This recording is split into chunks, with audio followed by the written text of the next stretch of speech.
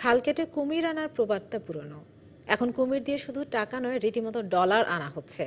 আর এই জন্যই ময়মনসিংহের ভালুকায় বাণিজ্যিকভাবে কুমিরের চাষ হচ্ছে। ব্যক্তি উদ্যোগে চাষ করা কুমিরের চামড়া রপ্তানি হচ্ছে বিভিন্ন দেশে, এমনকি এখন কুমিরের মাংস রপ্তানির চিন্তা ভাবনাও চলছে। সেই অর্থকরী কুমিরের কথা জানাচ্ছেন রেদওয়ান আহমেদ, ছবি তুলেছেন আতর রহমান।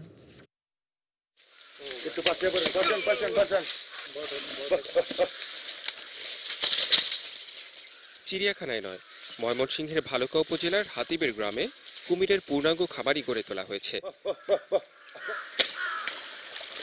আর এই খামারের পেছনে রয়েছে বাণিজ্য। মানুষ এরই মধ্যে এলাকাটিকে কুমির গ্রাম বলতে শুরু করেছে। পৃথিবীর বিভিন্ন দেশে কুমিরের চামড়া, মাংস ও হাড়ের রয়েছে ব্যাপক চাহিদা। বাংলাদেশেও কুমিরের প্রজনন ও চাষে রয়েছে উজ্জ্বল সম্ভাবনা।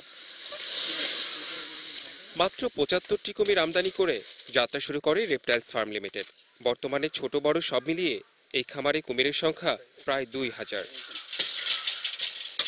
প্রথমে জ্যান্ত কুমির এবং ২০১৪ সাল থেকে প্রতি বছর চামড়া রপ্তানি করে আসছে এই খামার।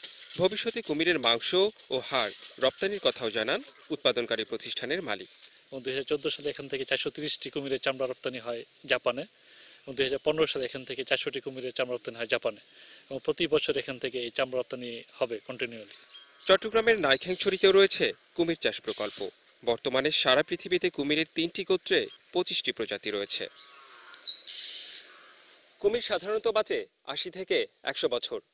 আর এই ফার্মে বাণিজ্যিকভাবে উৎপাদিত এসব কুমির রপ্তানিযোগ্য হতে সময় লাগে ২.৫ থেকে ৩ বছর।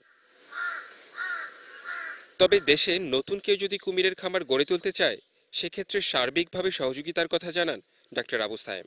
আমরা যখন এখান থেকে ১,০০০ চামড়া রপ্তানি করতে পারবো প্রতি বছর, সেই সময় আমরা এখান থেকে চামড়ার পাশাপাশি মাংস রপ্তানি করব। যদি কেউ এই ধরনের ফার্ম করতে চায়, আমরা অফিসিয়ালি তাদেরকে সকল ধরনের সাপোর্ট দিব।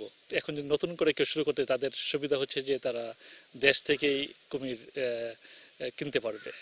বাংলাদেশের আবহাওয়া কুমির চাষের জন্য যেমন উপযোগী, তেমনি বিদেশেও রয়েছে কুমিরের ব্যাপক চাহিদা। এই দুই বিষয়কে সমন্বয় করলে খুব সহজেই অনুমেয় বাংলাদেশ রপ্তানিকারক দেশের তালিকায় কুমির নিয়ে এগোতে পারবে।